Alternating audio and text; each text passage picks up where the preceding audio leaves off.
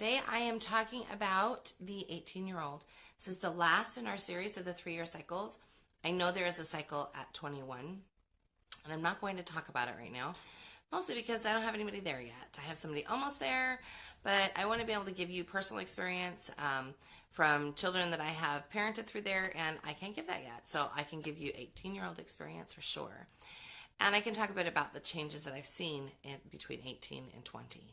So the 18-year-old, fun stuff. So, most of them are out of that, because they get a little struggling with confidence around 15. They're out of that place now. They can drive.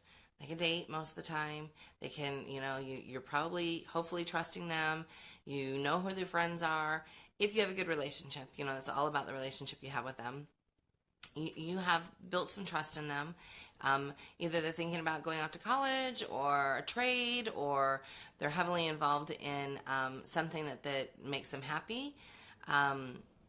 So you're navigating those waters with them. I get asked all the time, and this is personal preference. So I know I'm going to get a lot of people go, wait a minute, that's horrible advice. What do you say when your kids say, I don't want to go to college? This is what I say. I say, it's your life. I'm here to support you. What do you want to do? Because you can't sit here. You're not sitting here forever. Let's make a plan. So what's that plan? Is that plan, do you want to work a trade?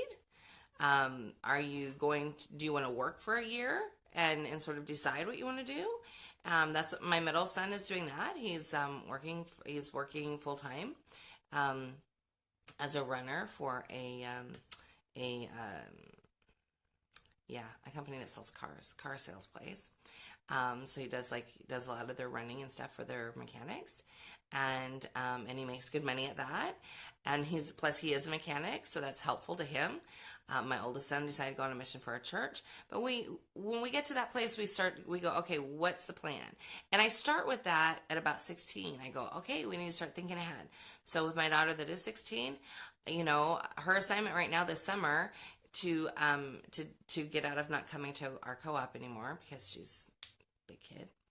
I've given her the option, you can come to co-op with us, or we can start working you into college classes, a trade, something. I want you to do something else with that day. And so that starts the process. So what is it that you want to think about? Now, a lot of us will go, okay, well, I didn't know anything that I wanted to do when I was 16. So, and that's okay. That's okay, because it's about sort of getting your, figuring it out, getting your feet wet, dipping your feet in. You kind of can't know what you want to do unless you sort of experience it. So some kids know what they want to do when they're 10, and then they grow up and they end up doing that. Some kids, a lot of things change. One thing that I noticed, both of my boys, is that what they wanted to do when they were 17, 18 is changing after 18. So Harry when he left on his mission 2 years ago, he'll be home in 10 weeks. Cannot believe it, 10 weeks. Can't believe he's been gone for 2 years, or almost 2 years. So when he left, he wanted to be a religion teacher. This is what he wanted to do. He was good at it, and he has this memory like an elephant, and he quotes scripture like crazy, and yes, and not just our scripture, because he has a Waldorf background. He can talk to you about the Quran. He can talk to you about the Gita. He can talk to you about all kinds of things. So he had this he would be a great theology teacher. So that's what I was thinking. That's where you can go. Come home, find your 4-year college, and that's where you're going. And about 6 months ago, he said he's really, because he also has autism spectrum disorder.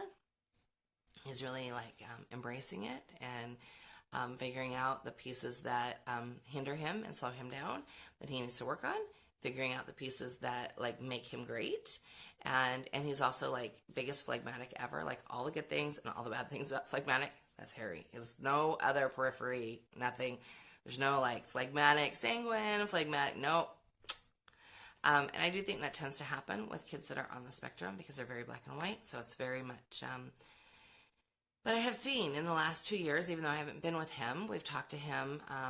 We've gotten to have video chats with him a couple of times a year. I email with him every Monday, back and forth. We talk on Messenger on Mondays, back and forth. So it's really more like he's away at college. It's not a big deal that we actually aren't seeing each other.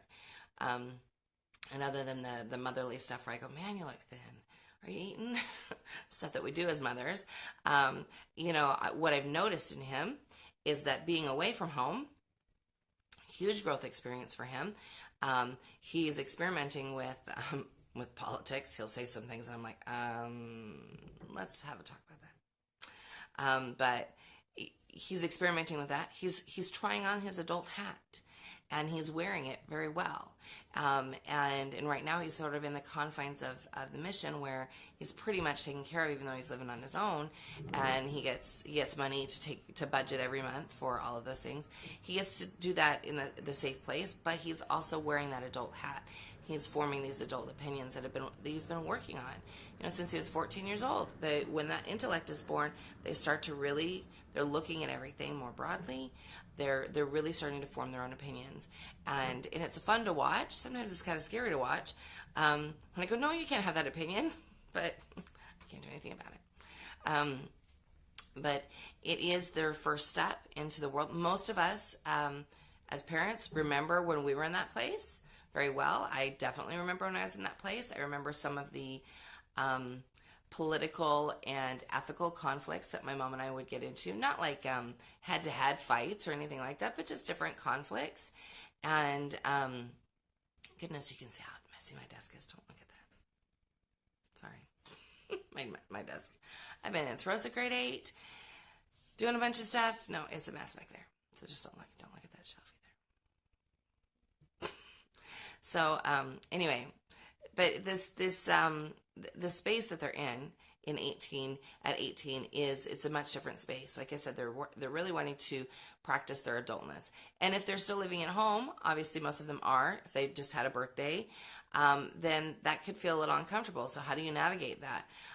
For all of mine, I've said, just because you're an adult doesn't mean that you get to go run and make your own rules. You still live here at home. So, and you have younger siblings. And so I expect you to still be somebody worthy of invitation. I expect you to still be somebody that's worthy of, of them looking up to. And I've never had any problems. My middle son that's not here all the time, he very much takes that very seriously when he is here. And very much tries to make sure that his language is in a good place, which I know it's not when he's not with me. His language is in a good place, and that he's being appropriate and in fact almost hyper. So I've watched over the last year with him.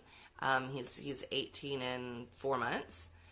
What I've seen over the last year or so with him is he went from sort of flapping his gums and not caring to like, oh, wait a minute, they're these little people.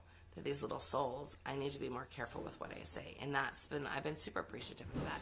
And a lot of that has been without my tutelage, without my saying, hey, you need to watch it. And definitely not. Like he's very, very much so caring about his younger siblings. And he'll even ask Eric, are you sure it's okay for him to watch that? He's, trying to put on a little parent hat and make sure that it's okay. He wants to make sure that his views, when it comes to the younger siblings, are in alignment with ours, and the same with our older son.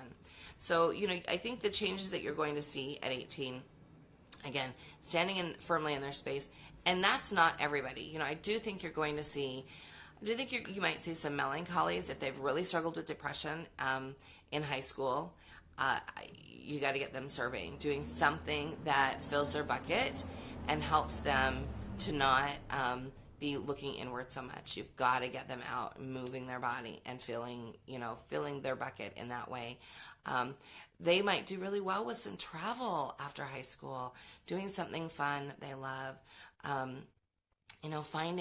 Finding ways to figure out their happiness, because for all their life, it's all been tied to your home. And if they've really struggled with depression in their high school years, it's forming some of those adult bonds, and you really want them to be able to step outside of that. That doesn't mean you're like kicking them out the door or anything like that. It means you're opening opportunities for them that maybe they didn't think about. So they're too busy looking at themselves, too busy getting stressed out and sad. I would say the same with the phlegmatic. The conversations we had with Harry before he left were listened to. And I love him dearly. He's an excellent kid. He's got a heart of gold. But he was still a teenager. And we had to go, okay, here's some parameters. You can go to college full time. You can work full time. Join the military. You go on a mission. Go live with your birth father. Let's pick something. let's pick something and stick to it. Because otherwise you are allowing them to do nothing. And I did not want that precedent to be set up for his adult life. I wanted him to know that, okay, I got to work for something. I have to like he's watched his dad and I, he's watched my husband and I this all this time as we've been raising him really work for what we want. And so we had to remind him, oh yeah, it's time for me to start thinking, what do I want? What do I want from this life? It's not going to hand me things. So I need to be able to step forward. And so we didn't say you have to go on a mission, not by any means. We gave him an option. Here's some choices. Which one would you like? We will support any of them. Any of them. You don't have to go on a mission if that's not what you want to do. We're happy if you want to go and live with your birth father. You're welcome to go try that out. You want to go to college? You're welcome to try that. You want to work full time at Legoland because he worked there for 2 years? Let's try that out. But he made the choice, and that is a huge thing when they're 18 years old, to be able to make that first adult choice. So it was really his first major adult choice where he really thought about, weighed all the options, made some decisions, spent some time in prayer and meditation like I've taught him, and that's what he came up with. My second son, I know my ex-husband's been pushing college, and I am very much, when I left home, I threw myself, I was, I graduated in honors. I was really into it. I was really excited academically. I jumped in at the University of Utah, went full force for the first 2 semesters. And then, full force, 6 classes a semester, and burned myself out and really struggled after that. And for the cleric in me who needs to control everything, it was really hard. My grandfather died 2 months into the first semester, and I was taking this honors trade class. Excuse me. I came home from being gone for 3 days, just 3 days. And the teacher said to me, Melissa, you've missed too much. You've been gone for 3 days, but they've been 3 huge days. You can either get a tutor, and I didn't have the money for that, or you can drop down to Math 105. And I was like, what? Are you kidding me? I don't want to be there. But I remember having this realization that all of those choices, all of them have repercussions. Not just the ones that we had growing up, not just those, if you don't do this, then this is going to happen. But if even the choices that you have to make, like going to a grandfather's funeral, that those were choices that then affected everything else. I wouldn't trade for the world that I went to his funeral, and I wouldn't trade the experience that I gained from that either. And so I've been really very cautious about pushing my children too much, because I want them to, and not that my mom pushed me, because she did not push me like, hey, you have to go do this. She was the first generation in her family that went to college, so it was very much assumed that I was going to do the same thing. And I did. But I pushed through, and then, like I said, I got burned out. I had to take some time off. And so I want to make sure that I have that space for my children where they know that I expect them to do something. We're not going to sit here. We're not just going to hang out at home all day. You're not going to loaf. I expect you to do something, and I'm happy to support what that something is. Let's talk about it. So be open and have those discussions with them. So like I said, my ex-husband, I don't think is quite so friendly about that. And when Jacob said to me, Mom, I think I'm going to take a gap year, I was like, great, work, enjoy yourself, have a good time. It's there. You can go to it. You're super smart. You have the grades, you have the foundation, you can go do that. You can also decide to be a mechanic, work on that, apply yourself into there. So there are options for them. Because we've raised them in this curriculum, they have talents. We've given them opportunities. We've hopefully allowed them to grow in things that make them really happy. And so, excuse me. So with that knowledge, then we have to sort of step back and separate ourselves a little bit from it. We can put down that boundary, but we have to separate ourselves a little bit from it and say, okay, fly. You've been practicing flapping your wings for the last 2 years. Fly. It's time. And again, that doesn't mean you're kicking them out of the nest or anything like that, but it does mean that you're sort of giving them that space. So Harry's coming home, and he is 21 in January, and he'll be home in September, so he'll be almost 21. He is not going to stay here with us. He's a full bona fide adult. He's lived away from home for 2 years. He doesn't want to come home and live, and we don't want him to come home and live. And it's not have anything to do with love or anything like that. It's about he's in that place, and I think you'll really see that shift when they're in that spot. That shift of, I could come home and work, but that's not really what I want to do. And he was very open, because when we talked at Christmas, I was like, yeah, you can come home. We'll set you in Ellie up in an apartment, and as she's getting to that space, and you can go back to work at Legoland. He was like, Mom, that's not really what I want to do. And I was like, oh, you don't want to do that? I had it all planned out in my head. And he's like, no, that's not really what I want to do. This is what I want to do. So because he's been really owning his autism, owning it, seeing it in the people that he's working with, seeing it in people that he sees on the street, meeting people. He wants to be an occupational therapist, which is nothing that I would have expected from him before, because he doesn't have a huge amount of patience, but he's going to develop it, and I'm confident in that. He's a way more patient now than he was when he left. To have the job that he's had for the last 2 years, you have to develop some patience and some long suffering and some, ability to be humble and know that you're not always right. So it's the perfect occupation for him. But he wants to get started on it, and it's not something he wants to do here in San Diego. So he will come home, be home for a little bit, and then my in-laws live in Idaho, next to BYU, Idaho. So we're gonna get him up there and get him settled there, and that's healthy. That's it's bittersweet, but it doesn't make me sad. It makes me proud. And so that's the place that you sort of want to be in. You want to be okay with letting them go, okay with allowing them to sort of live their lives. And I think it's such a beautiful thing. If you can have a good relationship with them, they will keep coming back and enjoy themselves with you, and you'll be the person that they call when they, when something new happens, and yes, of course, that's going to be replaced by a mate eventually. But it's about really supporting them in the decisions that they make. So as you're looking ahead towards 18, I know some of you are right on the cusp of that. Some of you have crossed over into that. Stay the same, support what they're doing. You don't have to be like all on board if it's something that you're like, that's not what you should be doing. But you should definitely be able to say, here's what I think about that. But you have to make your own choices. We all had to do that. All of us had to, I got married, when I married my first husband when I was 18 years old, and my mom was not happy. But she came to my wedding, and I was married for 13 years and had 3 beautiful children from that marriage. So it was not a mistake.